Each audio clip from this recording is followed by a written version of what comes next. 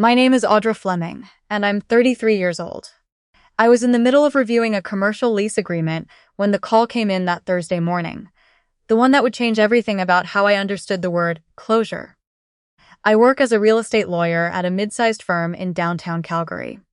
I have an office with a window that overlooks Stephen Avenue, a cactus on my desk that my paralegal named Gerald Jr. as a joke 2 years ago, and a life that I rebuilt almost entirely from scratch after my ex-husband and I finalized our divorce 18 months ago.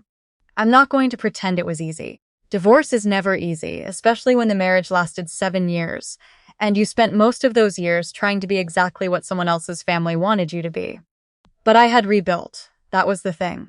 I had rebuilt quietly, steadily, without announcing it to anyone who didn't need to know. So when my sister-in-law, my ex-husband's sister, walked into the lobby of the Westin Hotel on a Friday evening in late October, I was not expecting to see her, and I certainly was not expecting what came out of her mouth. Let me back up. The firm I work for had been retained to handle the legal side of a real estate investment trust restructuring. It's the kind of file that sounds boring unless you understand what's at stake.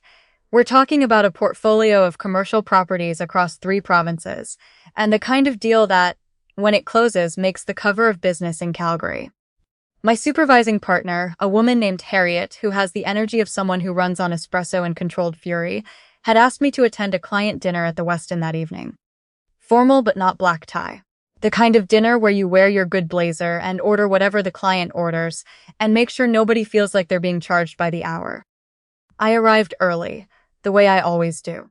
The lobby of the Westin on a Friday evening has this particular hum to it, the clinking of glasses from the bar, the soft percussion of luggage wheels on marble, conversations layered over each other in the way that makes everything feel both private and public at the same time.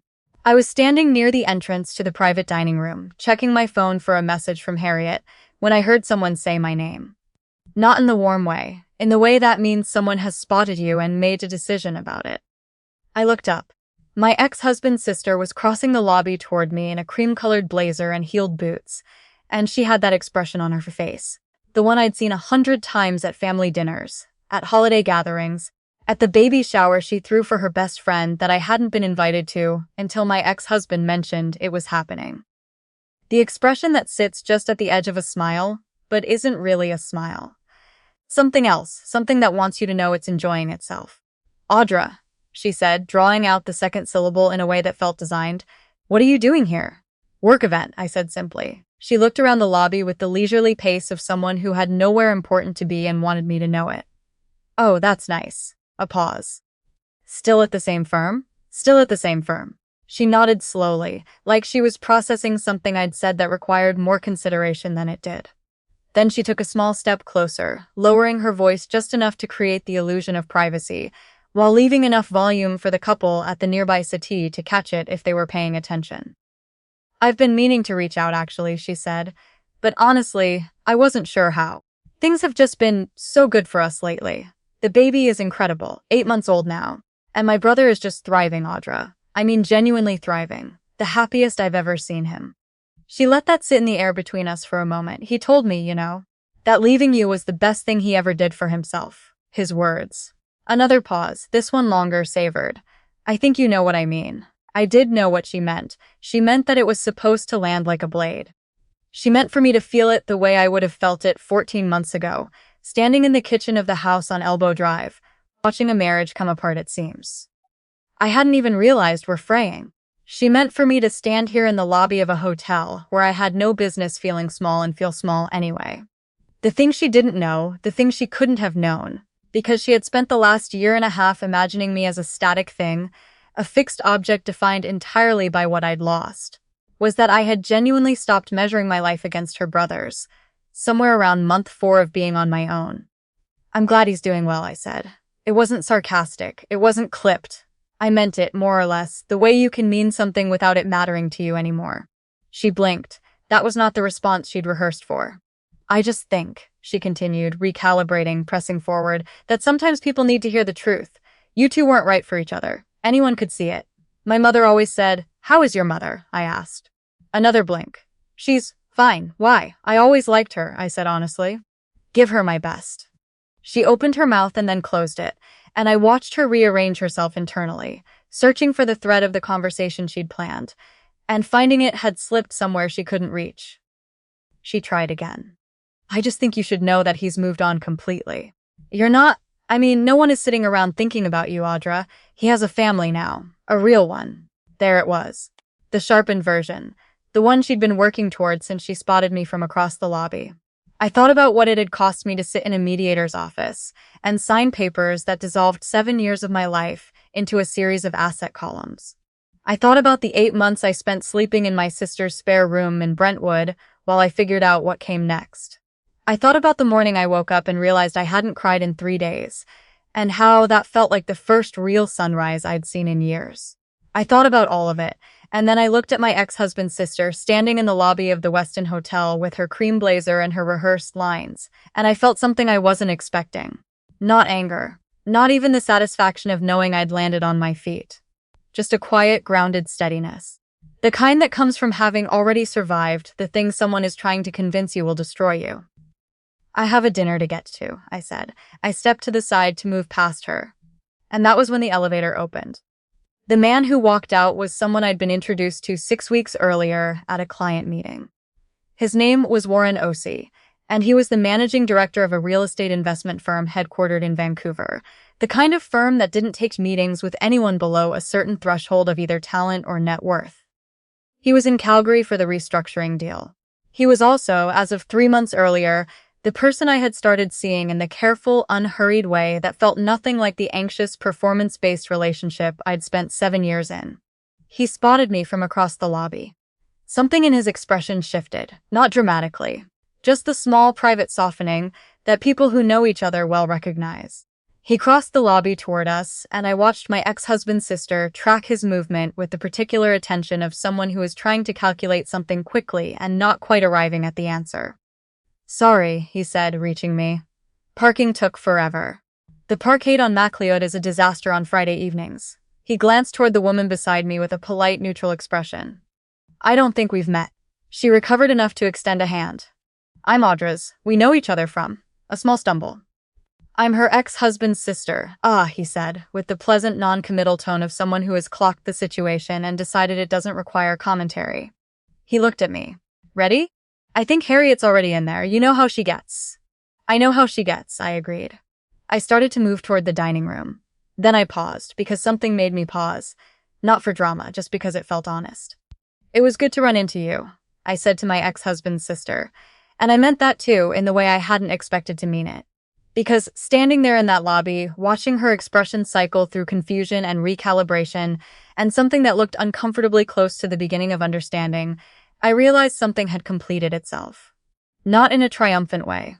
Just finished. The way a chapter ends, not with an exclamation mark, but with a plain and quiet period. We walked into the private dining room, and I let the door close behind us. The dinner was 3 hours long. The clients were from a pension fund based in Toronto, and they were considering whether to move forward with a restructuring that would effectively reposition about $200 million in commercial real estate assets across Alberta and BC. The conversation was substantive, the kind I genuinely enjoy, not the theatrical maneuvering of courtroom litigation, but the careful, layered problem-solving of transactional work, where every sentence has to carry its weight. Harriet, who has an almost preternatural ability to read a room, leaned toward me during the dessert course and said quietly, "You seem settled tonight, good settled." "I am," I told her, and I was. I didn't find out what happened until Sunday morning, when my sister called me from her kitchen while her kids were watching cartoons in the other room. She had seen something on LinkedIn, a news alert, actually, that had been picked up by a financial industry newsletter she followed. The kind of newsletter that covers regulatory enforcement in the investment and real estate sector. My ex-husband's company, a property development firm he'd built up over 5 years with backing from his family, had been flagged by the Alberta Securities Commission for irregularities in how investor funds had been handled during a development project in South Calgary. The details were still emerging, apparently, but the short version was that money meant to be held in trust for a residential development had been moved in ways that didn't align with what investors had been told. His name was attached to the filings. I sat with my coffee for a long moment after my sister told me. I want to be careful here about how I describe what I felt, because it would be easy to reach for something clean and satisfying. The story ending emotion where everything wraps up into vindication. But that's not quite what it was. What I felt was something closer to sadness. Not for myself. For the fact that someone I had once genuinely loved had apparently made choices that were going to cost him in ways that no one comes back from cleanly. For the baby who was 8 months old and had no part in any of it. For my ex-husband's sister, who had stood in a hotel lobby 2 days earlier, delivering a speech about thriving and happiness and real families, not knowing that the ground beneath all of it was already shifting. I didn't feel triumphant. That was the part that surprised me most. I had spent so long, in the early months after the divorce, imagining some version of this. Some moment where it would become undeniable that I hadn't been the problem, that the marriage hadn't failed because I wasn't enough, that the story being told about me in that family's kitchen wasn't the true one. I had imagined that moment would feel like something enormous, but it didn't. It felt like confirmation of something I had actually already known for over a year, something I'd stopped needing external evidence for somewhere along the way without quite noticing when it happened. I texted my sister back. I heard. Let me know if you hear more. Then I finished my coffee, changed into my running clothes, and drove out to the path along the Bow River. It was one of those late October mornings that Calgary does better than anywhere. Cold enough that your breath shows, clear enough that you can see all the way to the mountains, the kind of morning that makes you feel like the city is doing something generous just by existing. I ran for 40 minutes and listened to nothing but the sound of the river and my own breathing. A few weeks later, I was back at my desk going through a different file when Warren stopped by on his way to a meeting. He set a coffee on the edge of my desk without saying anything, which is one of the things I'd come to appreciate about him. The way he understood that some gestures don't need words attached to them. "How are you doing?" he asked. "Really well," I said. And then, because it was him, and because it was true, and because some things deserve to be said plainly, "Better than I've been in a long time." He nodded. He understood what I meant without needing the full history of it, which was another thing I'd come to appreciate. After he left, I sat there for a minute, not looking at my screen, just looking out at Stephen Avenue below. A woman was walking a yellow lab through the lunch crowd. A group of office workers in the middle of a collective decision about where to eat. A courier on a bike navigating around a delivery truck. All of it completely ordinary and completely alive. I thought about my ex-husband's sister in the hotel lobby. I thought about the careful, considered cruelty of what she'd said. Leaving you was the best thing he ever did. And how she'd meant it as a detonation, a thing designed to level whatever ground I was standing on.